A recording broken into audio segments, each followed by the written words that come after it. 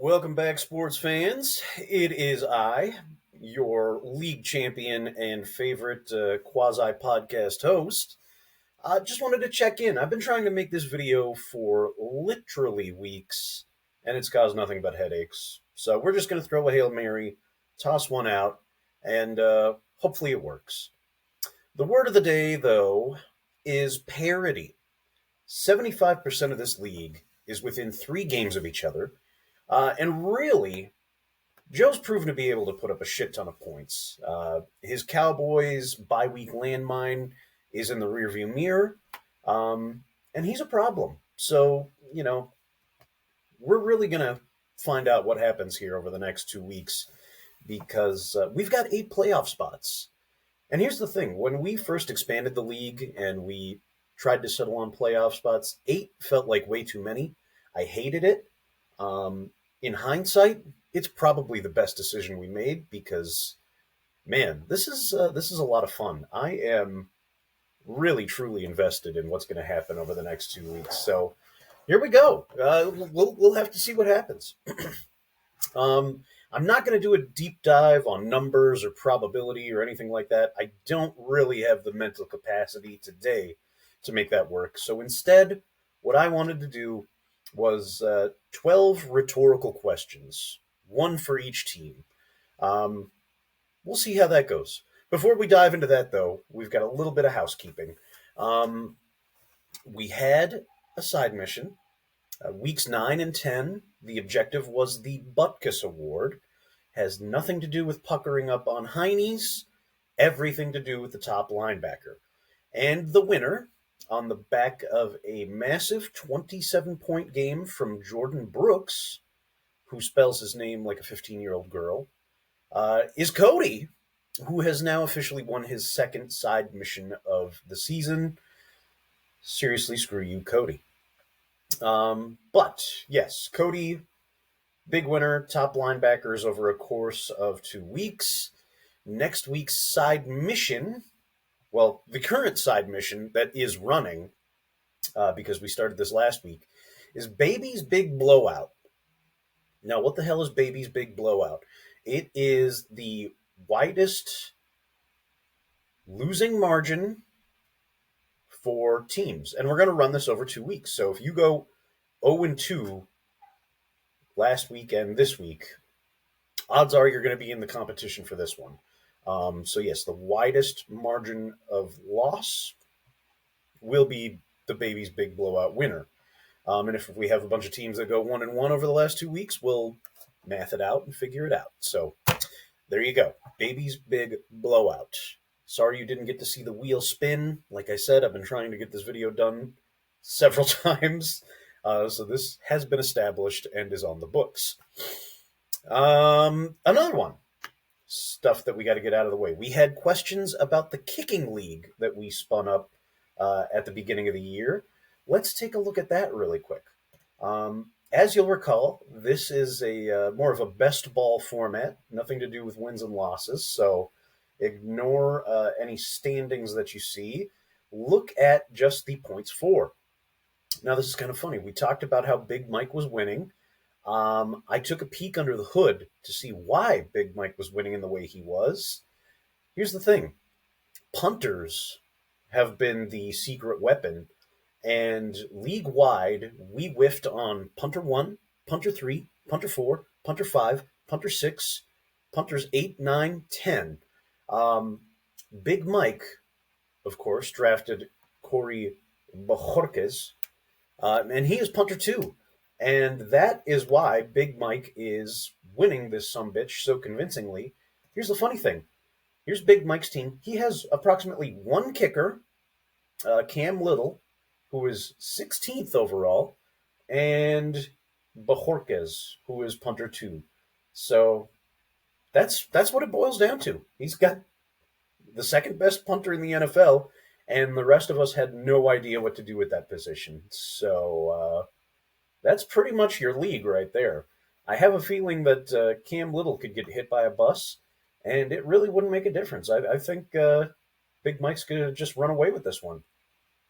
Dylan and Walker are nipping at well, each other's heels. I don't think they're going to catch Big Mike.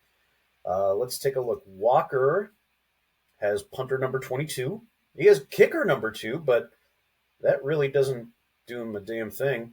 Um, Cody has kicker number 9 and punter 24. So again, probably not much to happen there. Um, yeah, kickers. The league continues to miss out on this very exciting position.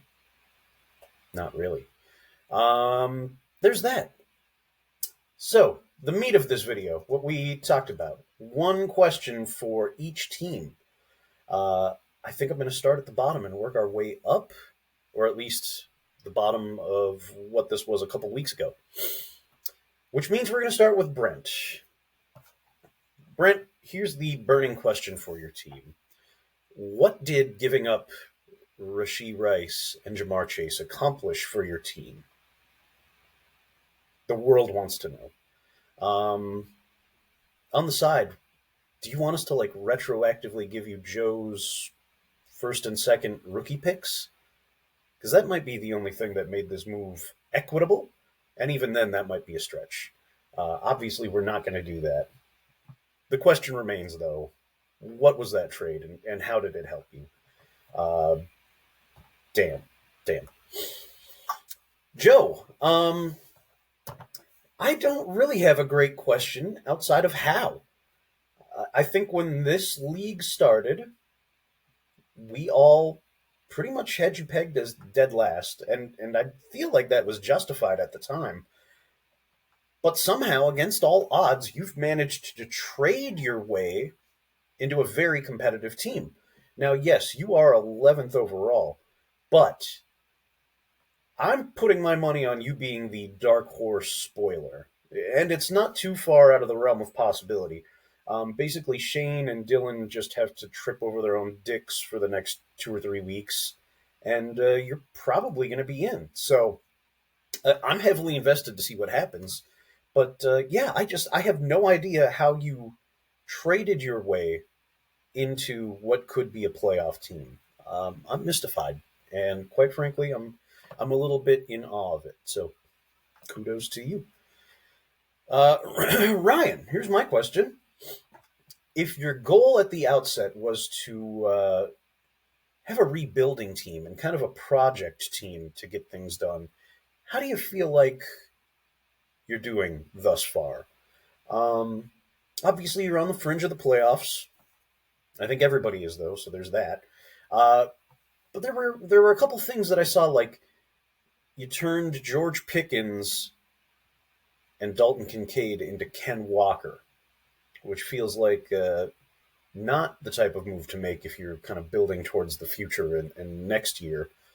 I guess you did end up getting guys like Nico Collins and Chase Brown, so that feels a little bit more in line with what you wanted to do. But I don't know. I'm just curious to see what your genuine take is on where your team is at currently and where you want it to be.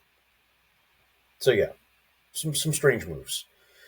Dylan, of course, we famously had you ranked as the consensus number 1 team heading into the season.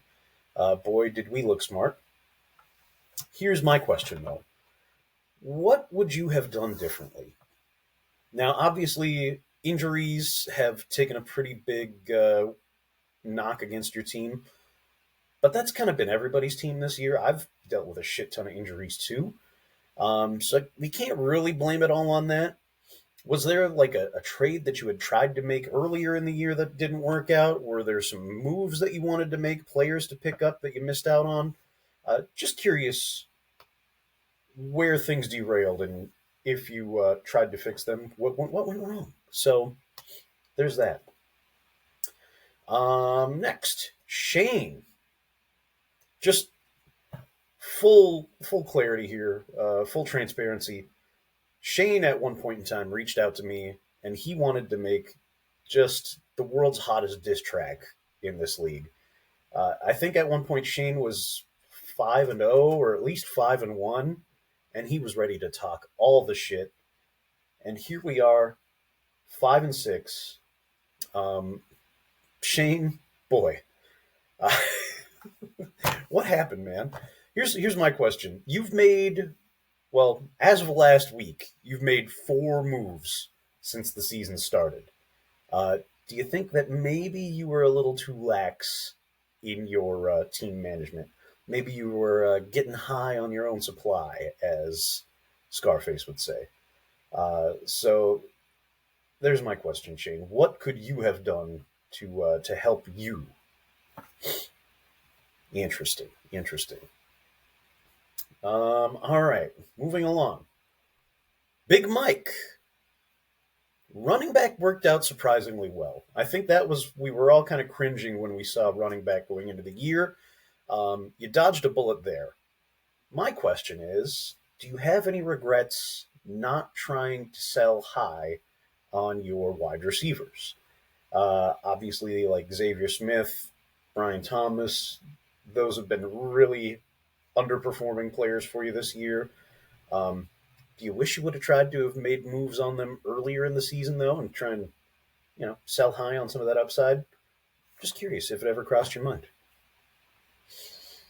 Where do we go? We go to the goats next. Um, Matt, a few weeks ago, I wanted to make this video and I was going to be all smarmy and ask how many bears are too many bears on a team's roster. But really, it looks like that's worked out for you. So my question is just, how's it going, man? I'm happy to see you in the middle of the pack. Really, I am. I would not have envisioned this for Matt's team up to this point. I feel like he's caught lightning in a bottle with a couple of his dudes. So kudos to Matt. Then we go to Coral. Coral, here's my question for you. How many trade offers has Joe made for Dakota Prescott? That's the best question I got for you. It feels like it's probably prescient. All right. Myself. I'll ask the question and I'll answer it because I'm here. If we redid the draft today, would I still take Travis Hunter? Yeah, I probably would. As much as I really wanted R.J. Harvey during the draft. If I didn't take Hunter, I probably would have taken Harvey. But no, I'm actually pretty happy with Travis Hunter. I feel like he had that one really big game. Things were lining up for him, and then he got hurt. So that sucks. But I'm all on. I'm all on board the Travis Hunter train. I'll be the conductor. So catch me next year. We'll have our revenge tour. Cody, have you been taking roster build tips from Joe? Uh, this is a Colts joke. I think Cody's team goes as the Colts offense goes. So don't know how confident you are in Daniel Jones, but here's to hoping that works out for you. Cody, yeah. Do you maybe want to diversify some things heading into the playoffs? That's the best I got for you. Let's see. B Money, Brian. This is less of a question and more of a statement. But find somebody to love you the way Brian loves Jordan Addison.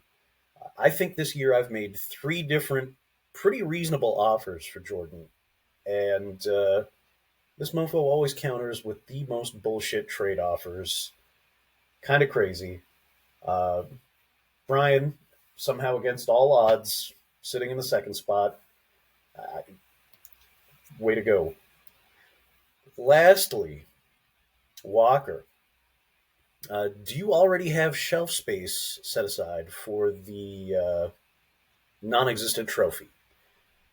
Because, look, I didn't expect to beat Walker this last week.